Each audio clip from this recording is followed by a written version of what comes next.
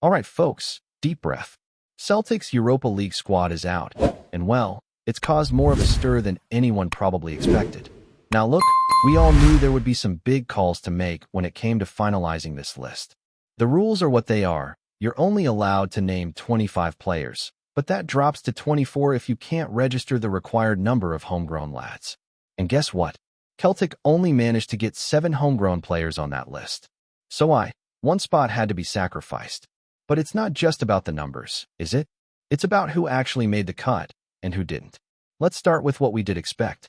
The new faces, Marcelo Serra, Michel Alms, Bale Wisha, Cleti Iheanacho, Sebastian Tekti, all in. No surprises there. These are the players brought in to supposedly elevate the squad and make an impact across the season. Alistair Johnston is included too, even though he's already ruled out for the first half of the group stage. Maybe longer.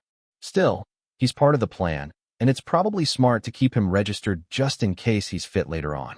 Austin Trusty is in as well, although he's currently out with plantar fasciitis, which, let's be honest, sounds like one of those injuries that could drag on. But again, inclusion suggests there's faith he'll play a part. But now let's talk about who's not there. Hayato Omura didn't make the cut. Not exactly shocking when you consider Brendan Rodgers hasn't exactly been singing his praises lately. The guy wasn't even included in the squad for the kayak tie, and every time Rodgers is asked about him, it feels like he's trying to downplay expectations. So that one, fair enough. But the others? Callum Osman out. Jomai Simpson-Puzzy out. Shin Yamada? Also out. That one, though, that's the one that really has people scratching their heads. And for good reason. We're talking about 4 summer signings, players brought in during the transfer window, who didn't even make the Europa League squad. 4. What does that say about the recruitment work done over the summer? I'll tell you what it says. It screams lack of planning, poor integration, and maybe even some panic buys. Because if you're signing players who don't even make your European squad 2 weeks later, what exactly was the point? The one that stands out to me most is Shin Yamada. I just don't get how he doesn't make the list. The guy came on at Ibrox last weekend and actually looked alright. I'm not trying to say he's the next Kyogo or anything. Far from it. He's raw. He's still adapting, sure. But the potential is there, and you need that kind of spark in the Europa League. We've got plenty of wingers right now, and yet we couldn't drop one to make space for Shin? It's baffling.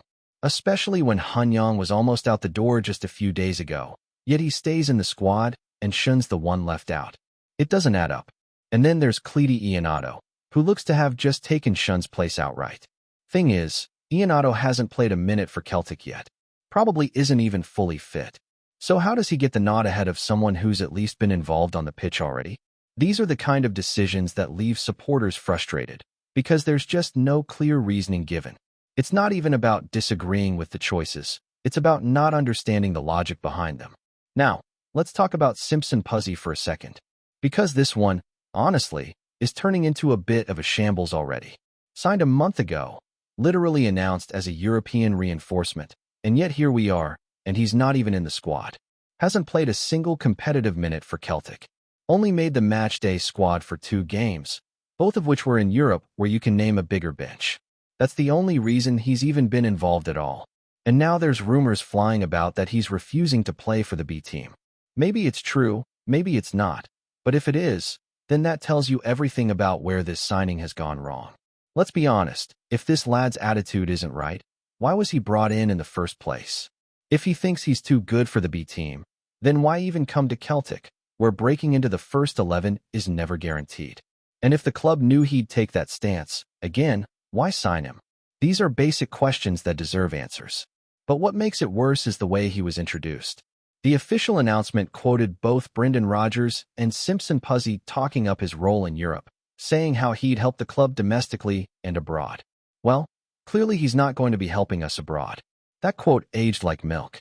And again, this just reinforces the idea that this summer's recruitment was all over the place. There's no other way to look at it. For new signings, not making the cut for the most important European competition we're in, that's not just unlucky, that's mismanagement. And with how stretched we already are, especially with injuries, it's not like we can afford to carry passengers. Every spot in that squad should be filled by someone who's ready to contribute. That's not happening here. Now, For anyone wondering why Kobe Donovan wasn't included in the main 24-man list, let me clear that up for you. He qualifies for List B. Born after the 1st of January 2004, spent over 2 consecutive years at Celtic, so he's eligible without needing to be registered on the main squad. And thank goodness for that, because we might need him sooner than expected. Reports are suggesting that Anthony Ralston's carrying an ankle knock from the Kirat match and could be out for the next game or two. With Alistair Johnston also unavailable, that leaves a huge gap at right back. Enter Kobe Donovan. Honestly, I'd rather we give Kobe a shot than try to shoehorn someone like Kieran Tierney or Marcelo Serra into that position. Donovan has shown promise, looked solid when he came on against Kayak, held his own in preseason. You never know until you throw these lads in and give them a real chance. That's how players break through. Anthony Ralston himself had to learn the hard way against top opposition, but look at how he developed. Same with Paul Caddis back in the day. Sometimes you just need to trust your academy and give these boys minutes. And that's the other thing. When fans are seeing young players being overlooked while misfiring signings are being prioritized, it starts to chip away at the connection with the club. You start wondering what the actual plan is. Is there a plan? Or are we just reacting week by week, game by game? The truth is, this kind of frustration doesn't come out of nowhere. It builds. Week after week. Transfer window after transfer window. Statement after statement that leads to nothing. And now, with the dust settling after a chaotic summer window, Celtic fans are left asking the same questions we've been asking for years. What is the actual long-term vision here? What's the direction? Because from where most of us are standing, it doesn't feel like there is one. Yesterday's open letter to the club just hammered that point home even more. Signed by 87 CSCs, 4 fan organizations, 10 fan media outlets. It's a powerful message. And before anyone starts wondering, no, not every outlet was included, not because of any drama or boycotts, but simply because pulling something like that together on short notice is a logistical nightmare. But the spirit of that letter? That frustration? That call for clarity and accountability? Every single Celtic supporter can relate to it. Now let's be clear. This letter wasn't some angry rant. It wasn't just venting for the sake of it. It laid out a series of legitimate questions for the people at the very top. Michael Nicholson, Chris McKay, Peter Lawwell, Dermot Desmond. Questions about the club's footballing strategy. Questions about the recruitment process. Questions about that fan survey from over a year ago that we've heard absolutely nothing back from. Questions about transparency, communication, and accountability. Basic things, not even demands, just requests for clarity. And what's the response been? Silence. Complete silence. And that's the core of the problem. Because even when Celtic are winning trophies, even when we're topping the league, there's this underlying sense that the people running the club are disconnected from the support. They operate in silence. They don't explain decisions. They don't front up when things go wrong. And when you combine that kind of closed-door culture with poor transfer planning and underwhelming European performances, it's a recipe for frustration. Look at what happened across the city yesterday. Now, I'm not in the business of praising Rangers. Far from it. But it's impossible not to notice the contrast in how they're handling things right now. Their sporting director, Kevin Thelwell, not exactly the most popular figure at Ibrox these days, sat down for a 20-minute interview and tackled some pretty tough questions head-on. And I'm not saying he nailed every answer or made everything better overnight, but at least he showed up. He spoke. He engaged with the fans. He was visible. That alone is more than we're getting at Celtic. Questions were asked about why Russell Martin is the right man, about the loan strategy, about key players like Raskin, who, by the way, trained with the youth squad before the derby, and what's next for the club. Honest answers were given. Whether fans accepted them or not is a different story, but at least the club wasn't hiding behind a statement or pushing Brendan Rodgers in front of the cameras again to deflect. And it's not just Rangers doing this. Hearts, their CEO, Andrew McKinley, appears on YouTube every few months giving updates to supporters. Aberdeen, Chairman Dave Cormack sat down for a 1-hour chat on their channel to break down everything from financial investment to management decisions. Hibs, the new CEO Dan Burnett, alongside Chairman Ian Gordon, faced fan media shortly after being appointed. Dundee United, their chief executive gave a proper sit-down earlier this year too. So why is it that Celtic, the biggest club in the country, are the only ones who act like communication is some kind of threat? You don't even need to go all out and stage dramatic press conferences. Just speak to the support. Let them in. Make them feel part of the process, instead of leaving them in the dark wondering if there's even a process at all. The fact that fans are left dissecting every leaked rumor, every vague quote, every indirect social media post, tells you everything about the vacuum of leadership and communication at the club right now. And what makes it even more frustrating is that this isn't a difficult fix. No one's asking Michael Nicholson to go full Netflix documentary style. Just talk. One interview. A clear, honest message to the supporters about where we're heading and how we plan to get there. That alone would buy the club time and patience. Instead, all we get is deflection, silence, and the hope that results on the pitch will distract us long enough to forget the structural issues behind the scenes. But here's the thing. Fans don't forget. Not anymore. Not in 2025. Supporters are more informed, more connected, and more engaged than ever. And they're not going to sit back and pretend that everything is rosy just because the team scrapes a win at the weekend. People care deeply about this club. They want it to be world-class. They want it to be ambitious. And when Brendan Rodgers himself is standing at his unveiling saying the club's vision is to become world-class, and then we see transfer windows like the one we just had, it feels like nothing but lip service. Let's be real. That summer window was a disaster. There's no polite way to say it. The club moved at a snail's pace, failed to land key targets, left deals too late, and brought in players who either aren't fit, aren't trusted, or, in some cases, weren't even registered for Europe. It was reactive instead of proactive. We've seen this script before. And once again, the lack of early movement, the lack of conviction in the market, the reluctance to invest properly, it's all caught up with us. And before anyone says, but we're still top of the league, maybe.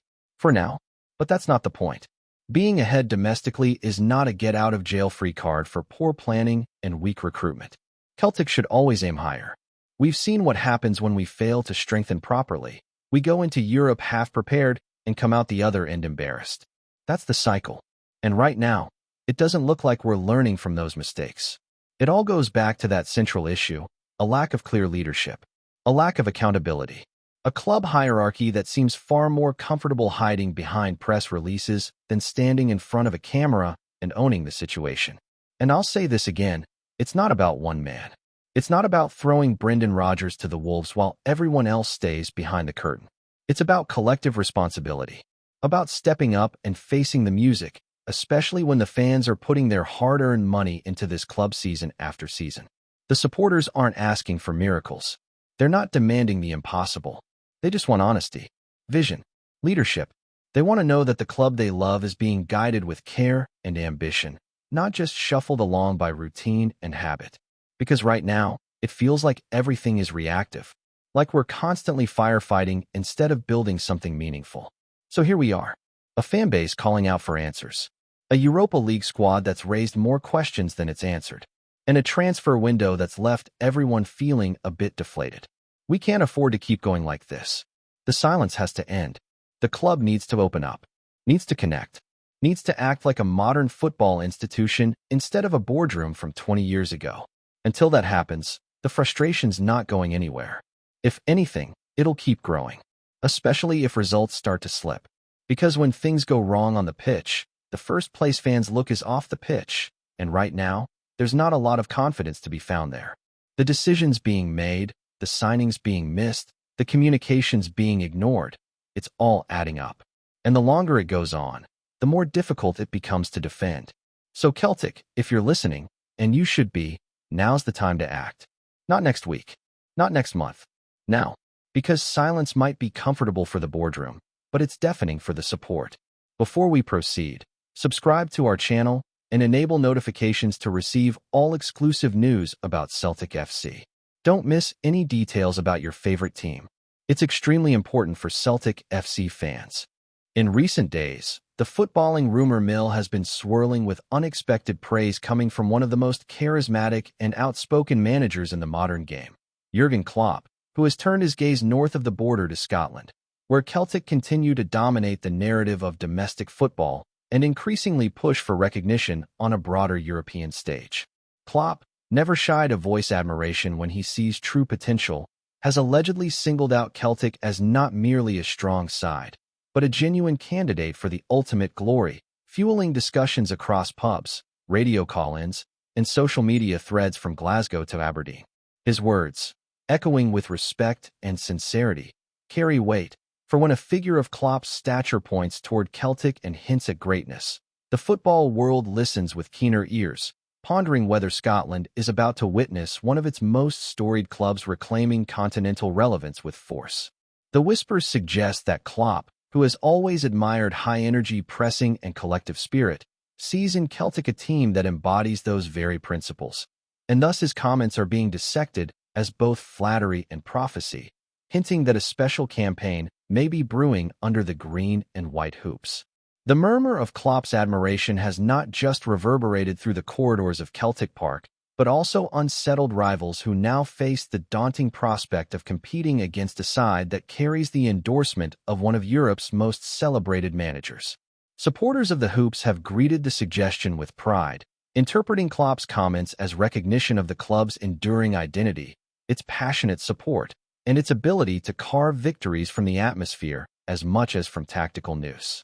Indeed, the suggestion that Celtic could be favorites for silverware ignites not only expectation but a fresh surge of belief among fans who have long demanded respect beyond the confines of Scottish football.